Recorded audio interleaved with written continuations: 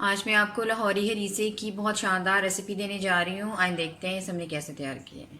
अस्सलाम welcome to Asha recipes. आज मैं आपके लिए लाहौरी हरीसे की रेसिपी लेके आई हूँ। ये 3 स्टेप्स में बनेगा। मैं आपको एक एक करके स्टेप बताऊँगी। पहला स्टेप मेरा वो है, जब हम गोश्त जो है उसको अच्छी तरह से गलाने के लिए चढ़ाएंगे। मैं एक प्रेशर कुकर लूँगी। प्रेशर कुकर में सबसे पहले गोश्त डाल दूँगी।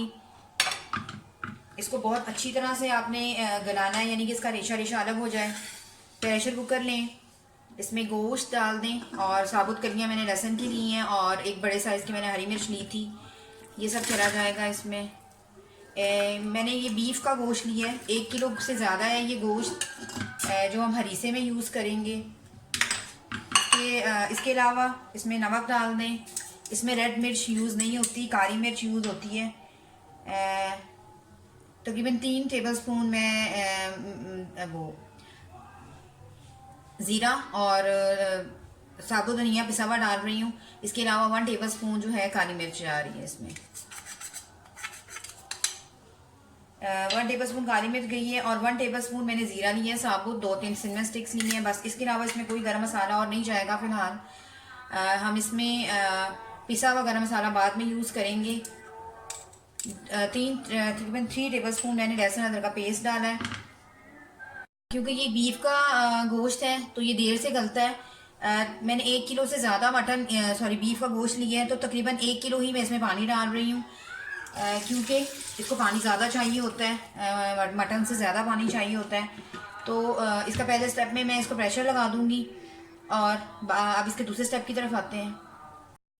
हरीसे के सेकंड स्टेप के लिए मैंने इसमें दलिया लिया है। तकरीबन 400 ग्राम मैंने दलिया लिया था। इसको मैंने रात का सोख करके रख दिया हुआ है, तो इस वक्त तक ये काफ़ी हद तक नरम पड़ चुका है, तो ये जल्दी गल जाएगा।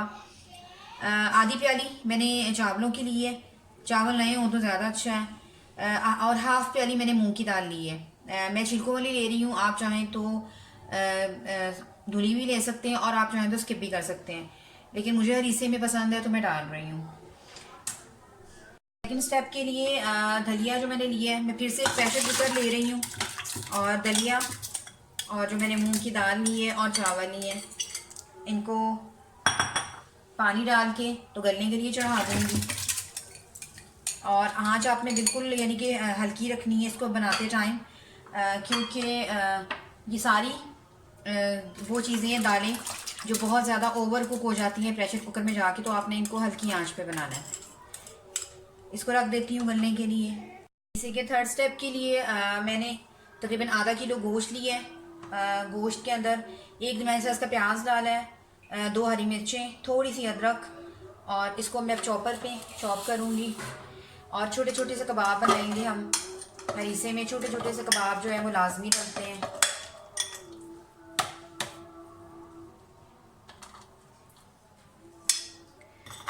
मसालों में तकरीबन 1 टीस्पून लाल मिर्च डाल रही हूँ, 1 टेबलस्पून भुना कुटा धनिया और भुना कुटा ज़ीरा, और नमक हस्बे ज़रूर डालूँगी।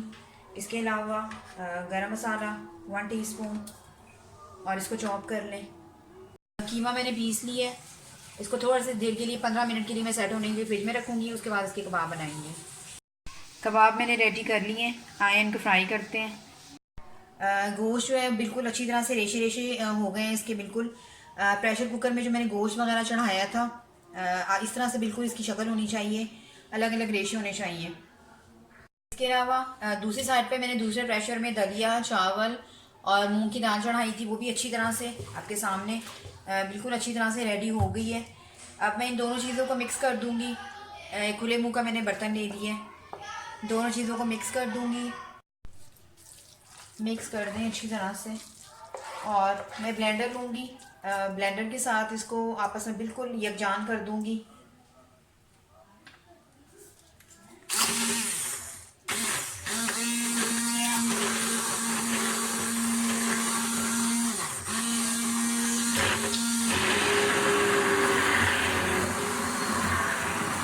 आप चाहें तो ग्राइंडर भी कर सकते हैं।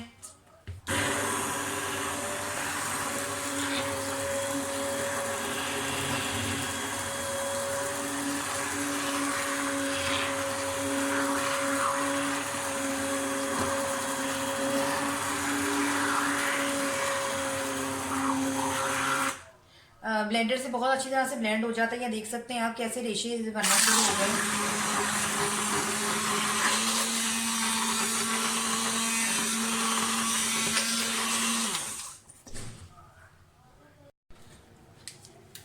बैटर हमारा अच्छी तरह से तैयार हो गया है, गोश्त का, दलिए का, चावल का और मूंग की दाल का। इसी तरह से हमें चाहिए कि इसकी कंसिस्टेंसी बिल्कुल ऐसे आप ऊपर करें तो ऐसे रेशे से नीचे आए बिल्कुल। आप चाहें तो हाथ के घोटवे में भी यूज़ कर सकते हैं, आप चाहें तो ग्राइंडर भी यूज़ कर सकते हैं, लेकिन मैंने ब्लेंडर यूज़ किया है।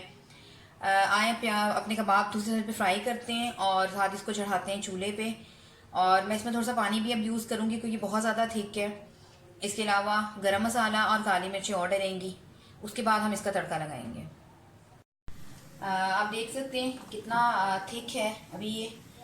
तकरीबन 2 गिलास पानी फ़िलहाल मैं इसमें डाल के देखूँगी कि ये कितना ज़रूरत है हमें, क्योंकि इसको तड़का भी रखना है बाद में। इसने पक के और ज़्यादा थिक हो जाना है। मिक्स करें।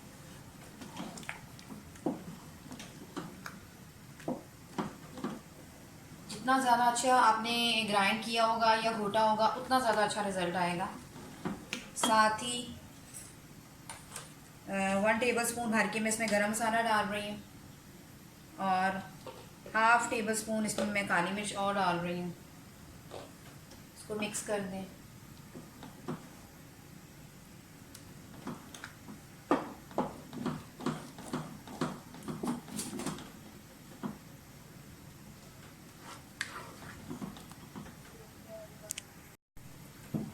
हरीसा हमारा पकना शुरू हो गया है।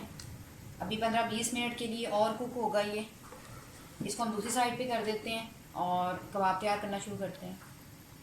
ऑयल गर्म हो गया है, कबाब डालना शुरू करें।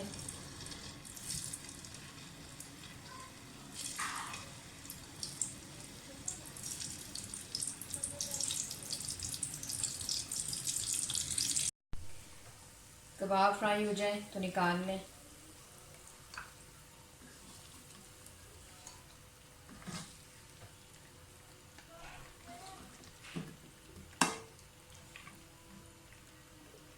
अब हम इसका तड़का तैयार करते हैं। तड़के के लिए देसी घी डाल दें।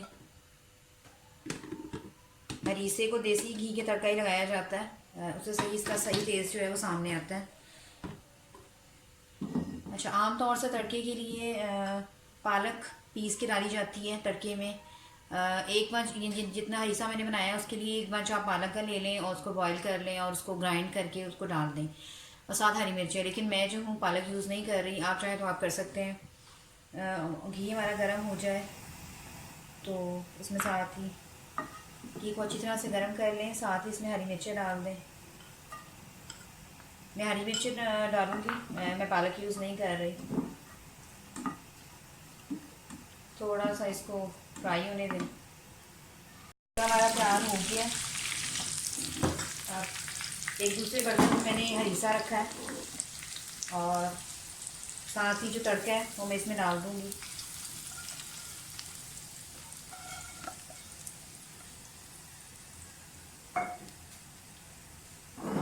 बहुत ज़बरदस्त टेस्ट जो है वो आता है। आप भी कोशिश कीजिएगा कि आप देसी घी ही यूज़ करें हरीसे के टाइम। 5 मिनट के लिए इसको पकने दें। ऑलमोस्ट ये डन हो चुका है, सिर्फ मैं थोड़ा सा पकने दूंगी तड़के के साथ। इसे कबाब डालकर डिश आउट करके आपको दिखाती हूँ। उम्मीद करती हूँ मेरी आज की रेसिपी आपको पसंद आएगी।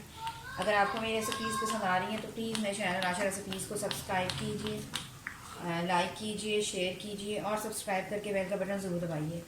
अगली रेसिपी तक के लिए अल्लाह हाफ़िज़।